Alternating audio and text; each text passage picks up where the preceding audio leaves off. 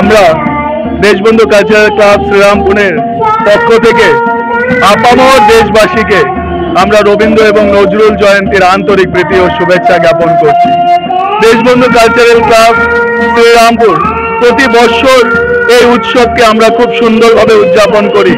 আমরা আপ্রাণভাবে চেষ্টা করি যেন আমরা গণ্ডি পেরিয়ে এপার বাংলা এবং ওপার বাংলার দুই মহান সৃষ্টিকে আমরা সম্বর্ধনা এবং সম্মান জ্ঞাপন করি। প্রত্যেক বাঙালির ঘরে এমনই বিশ্বকবি এবং কাজী নজরুল ইসলাম জন্ম হোক, এই প্রার্থনা করে দেশবন্ধু কালচারাল ক্লাব কাম library.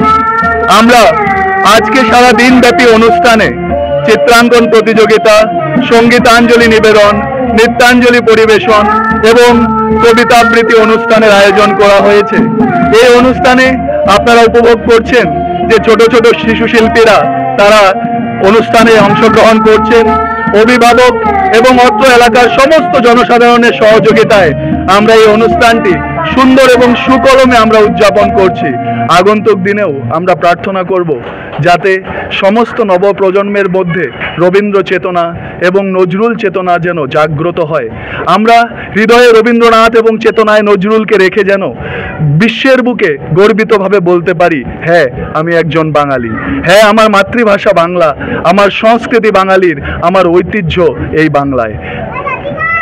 Deshbandhu cultural club Serampore প্ৰাংগণত ক্লাব কৰ্তৃপক্ষৰ উদ্যমত শ্ৰীৰামপুৰত প্ৰত্যেক বছৰে অন্যান্য বছৰৰ দৰে এই বছৰো আমি ৰবীন্দ্ৰ নজৰুল জয়ন্তী পালন কৰি আছোঁ, উদযাপন কৰি আছোঁ।